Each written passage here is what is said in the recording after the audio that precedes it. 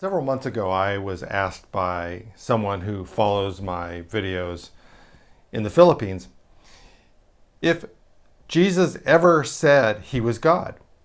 In fact, what he was implying was that Jesus never did say, "I am God," and therefore he couldn't be God. Now, that's what I want to address in this video and in a couple of the previous ones.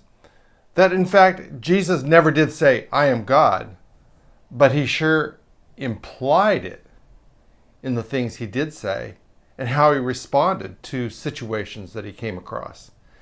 Now, in John chapter 14, verse 1, Jesus says, "Do not let your hearts be troubled. Trust in God, trust also in me." Literally, what it says in the Greek is trust into God, even trust into me. And the two phrases, trust in God, trust in me, are connected by a little Greek word, kai, which puts two things together that are equal. So trust in God means to trust in Jesus or to trust in me. Trust in me means to trust in God. What Jesus is essentially declaring is that he is God. Now, he makes a very similar kind of statement in John chapter 10, where he states that I and the Father are one. The Jewish leaders that were there immediately started to pick up stones to execute him. And he asked them, "Why are you doing this?" And they said, "It's because you, being a man, are saying that you are God." What's fascinating about that is that Jesus never says, "No, that's not what I'm trying to indicate." He holds to that. He allows that to stand. And he continues to discuss with them the scriptures. Now, one of the most controversial titles that Jesus took is the Son of Man. In Matthew chapter 20, Jesus is with his disciples, and the mother of James and John is also there. And she approaches Christ, and she asks him if James and John, her two sons, could sit on his left and his right when he comes into the kingdom. What she's actually asking is that James and John have authority over anyone else besides Jesus himself. The other disciples are furious.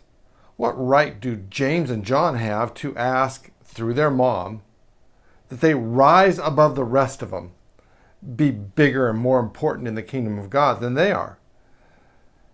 Jesus responds by saying, "The Son of Man did not come to be served, but to serve, and to give his life as a ransom for many." So here Jesus calls himself the Son of Man, and specifically referring to himself to his position in the kingdom of God. Now let's dive into something very interesting. The Son of Man, the term Son of Man, is found in several places in the Old Testament. And we can be fairly certain that Jesus uses it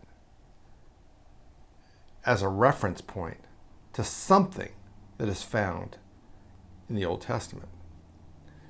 In Daniel chapter 7, the prophet Daniel describes something that the Lord showed him in night visions.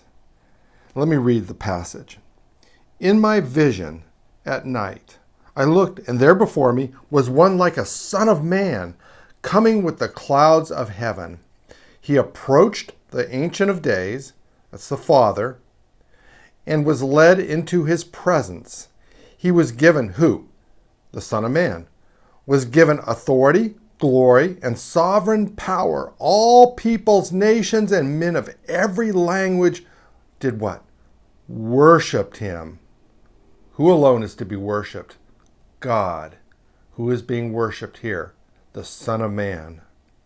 "His dominion is an everlasting dominion that will not pass away, and his kingdom is one that will never be destroyed."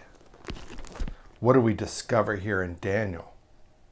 That the Son of Man is God. And who is Jesus saying he is when he calls himself the Son of Man? He's saying He is the one described here in Daniel chapter 7, verses 13 and 14. What do we now know about the Son of Man? The Son of Man is God in flesh.